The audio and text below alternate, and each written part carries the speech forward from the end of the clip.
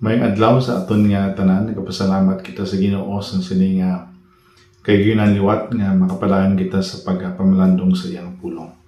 Ngani subong tion, isa ini sa mga luyag naton nga ma-develop sa aton man nga pagkabuhi ang pagdumdum sa kung ano man ang pinaka importante nga mangin legacy naton sa aton ayhan nga pamilya, sa mga katawhan nga nagapalibot sa aton sa bahin ini sa pagkilala naton sa Dios. So akong makabasahon from the book of Proverbs chapter 13 verse 22, a good man leaveth an inheritance to his children's children, and the wealth of the sinner is laid up for the just. May the Lord bless the reading of His word. We have to understand about the concept sa tawag nga legacy. Isa sa mga simple nga definition sa word nga legacy is something that is left behind by someone after they pass away. And it can be material possessions, but more importantly, it is the impact and influence one has had on others.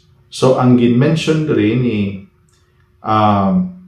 Solomon, the book of Proverbs, nga kung may ara pa nga aton tulukon is kung anong mabili naton sa aton mga kabataan, mga kaapuhan, o kung ang sunod pagid nga mga generation. Yes, sometimes ang aton nga focus is only sa mga wealth or possession nga aton nga mabilin.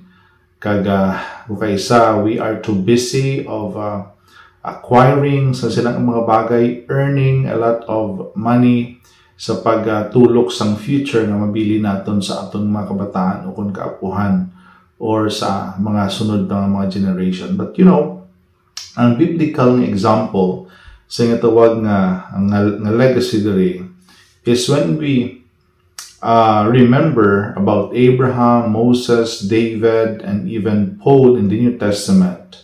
Kung may arapang nga kung sa diin ilang naging tulok na maging legacy nila among ilang na pagtuo.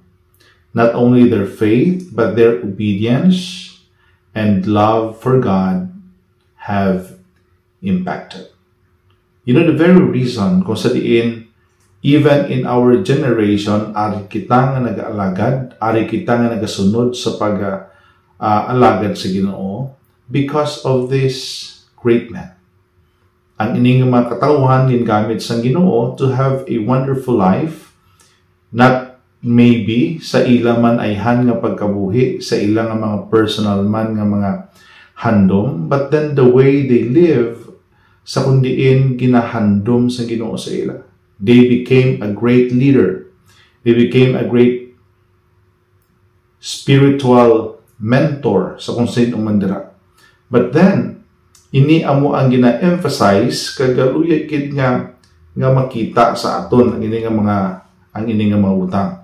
Kagaluyag kid nga aton man nga ma-exercise bala ang ini nga panghuna-huna. In Hebrews chapter 11 verse 4, but faith Abel offered unto God a more excellent sacrifice than Cain, by which he obtained witness that he was righteous, God testifying on his gifts, and by it he being dead, yet speaketh. Kung ato nga i-summarize ang ini nga story, of course, nangin center dira ang panguna-una sang attitude nga jealousy. Ginpatayin ni Cain si Abel or si Abel. But then kung may arap pa nga nagtatak sa una-una sang tagatagsa that even though Abel died, but then nagbilin ato sang pinakanami ya nga attitude or even life nga until now sa aton nga pagkabuhi kinanglan naton nga makapi kag mahimugit. Hindi iya ang kamatayon itself, but the way Abel obeyed God. Kung tanaw naton, di kay wala choice si Cain. Ang iya yang pwede nga ma-offer, ang mulantoy ang mga bunga man sa iyang nga prutas, ang iyang nga vegetable. But kung tanawon hatun dira, damo sa mga option nga sa diin pwede niya magamit, pwede niya mahimo in order nga maka-offer siya sang insakto nga amo ang gina-require sang Ginoo when it comes into sacrifice. So kung atong natanawon dire, hindi sa kung ano nga reason, but the obedience of Abel is the one who made a great impact to everyone, especially in following and doing the right thing before the Lord. So man sa aton, ang aton nga pag-alagad sa Ginoo, yes, I know and I believe nga damo sa mga tinion sa kabuhi naton nga mapudlay man. And sometimes nagahatag ina sang kabudlayan man, kag do kabudlay mag-encourage sa aton nga mga member and sa family or even people around us nga magkalagad sa Ginoo because maybe sang mga kabudlayan man sa pagkabuhi. But then even though may mga kabudlayan, the obedience and the right sacrifice and worship is the one na sa diin luyag sa Ginoo nga aton nga i-exercise in order nga ang next generation would follow sang isa man sa pinaka-insakto nga paghimuon amo ang pag-alagad, ang pagsimba sa Ginoo sincerely kag ang pagsunod sa kabubuton sa Ginoo. The legacy nga sa diin pinaka-best nga aton gali nga dapat ihatag o konhimuon is the legacy for eternity. Ang ina ang mga possession ay han nga ara sa aton nga mind, ang mga pagkabutang nga aton ginatan-aw dira nga possible nga pwede naton nga mabilin as our legacy to them. But then isagali nga ginahandom sa Ginoo that the life for eternity amuya ang nabili naton sa sining mga katawhan, sa sining mga generation na nagasunod sa aton. That later maabot ang tion maga-end man ang ila kabuhi. But we are sure that they will enjoy eternity. Tungod nga ginbili naton sa ila, gintudloan naton sila, agin paintsindi naton sa ila ang iniya nga importante nga butang sa kabuhi sang tagsa-tagsa. So ato na pangamuyo sa sining mga tinion, we have to realize, we have to think deeper. Lord, kabay pa nga akon nga focus sa sining mga tinion, talking about legacy, ang akon nga mabilin nga legacy, amuya ang importante nga ginahandom mo sa akon. Ang pamangkot, living a godly legacy, importante gid balaihan ini. A godly legacy, remember, can influence and inspire future generations to live for God.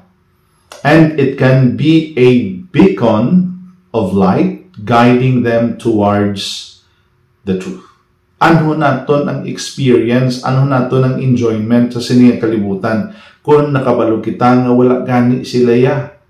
Kabalo kung anuman ang mangin future nila, especially kung matapos na ang ilang kabuhi sa kalibutan.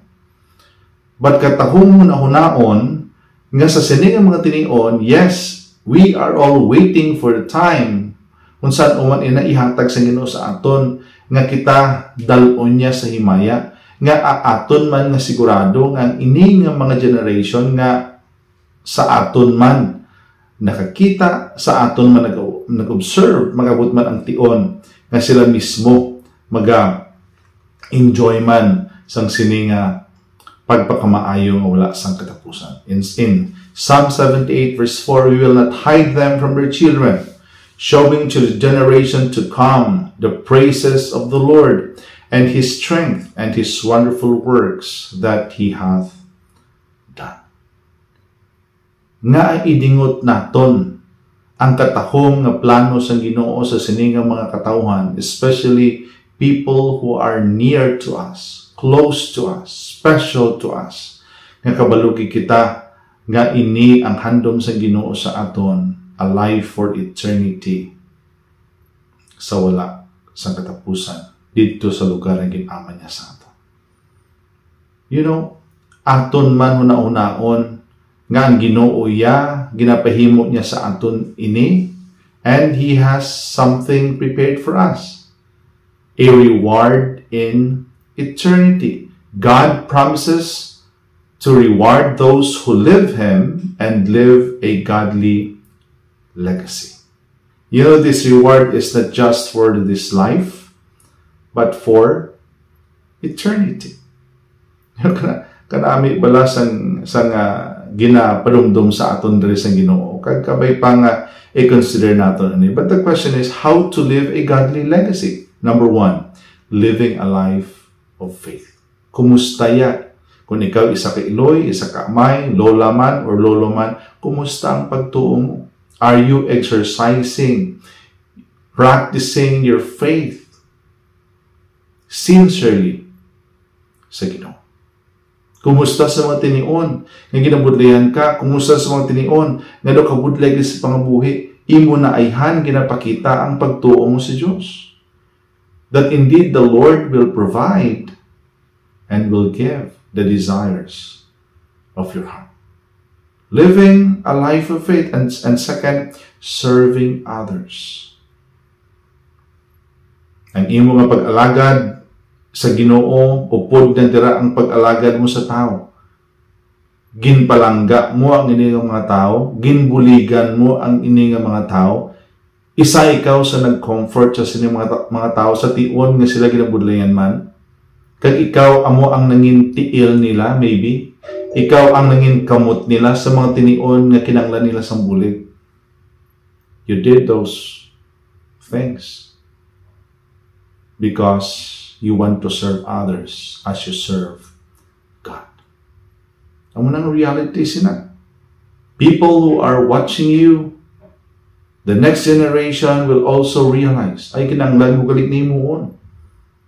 I am doing this not because I am expecting of something nga ibalik man sa akon, but I am doing this because this is part of my growth, this is part of my love to God, serving others.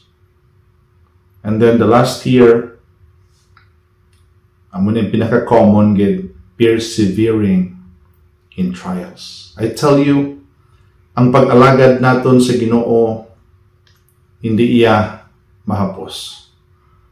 Pero minato na ginaliwat-liwat. Pero ari ang comfort sa Ginoo. In James chapter 1 verse 12, Blessed is the man that endureth temptation, for when he is tried, he shall receive the crown of life, which the Lord hath promised to them that love him. The Lord will reward, the Lord will bless those people who love the Lord. Pamangkot sa mga tinion ay maybe kamatayon ang nag-atubang sa aton, maybe mga tinion nga abi naton katapusan ng isang tanan. And sometimes we experience and we think nga daw ka-hopeless na gid sa aton mga pagkabuhi. Ano yung imo reaction sila? But then, let us remember, those who are enduring, persevering trials, as they put their faith in the Lord, as they trust God, the Lord will reward them. Abyan, utod sa Ginoo, basi nakapoy na ikaw sa pagpangita, sa pagpanumdum kung ano nga legacy ang imong mabilin. Ang mangin magtatak sa una-una sa tagipusoon sa mga katawhan sa palibot mo, especially to your family. Isa lang git. Living a life in accordance to the will of God. Living a life of faith. Serving others as you serve the Lord. And whatever circumstances that comes in your way, dumduman naton, what we can do is let us trust, let us depend on the Lord. Think on the eternal investment, eternal legacy, rather than things or possessions na temporary man sa siyang kalibutan. Importante sa tanan, ang kaluwasan aton masugid sa bisan sino. may istorya naton si Jesus. Kag ang kaluwasan nga ra sa aton, ang kabuhi nga wala sa katapusan, nga sa aton niya, nagapati kita nga ara sa aton tungod ng tuuhan naton si Jesus, ginbato naton siya aton Diyos sa personal nga manuluwas. Mangin ilaman. As we share, as we give, as we explain, and as we show unto them by living a Christian life, a Christ-like life. Let us pray. Father, we thank you for your word. We thank you for reminding us on the special thing or things nga amon man Ginoo nga mabilin, amon man Ginoo nga mapakita, makabuhi. So that the next generation nga nagatulok sa amon, nag-observe sa amon, maglapot man sa ilang mga tagatag sa kabuhi, nga sila Ginoo magasunod kid kag mag-alagan sa Dios. Tuuhan nila, kilalahon nila, kag batunon nila ang Dios ngayon ang personal na manaluwas. Thank you for your word. Thank you for your reminder. In Jesus' name I pray.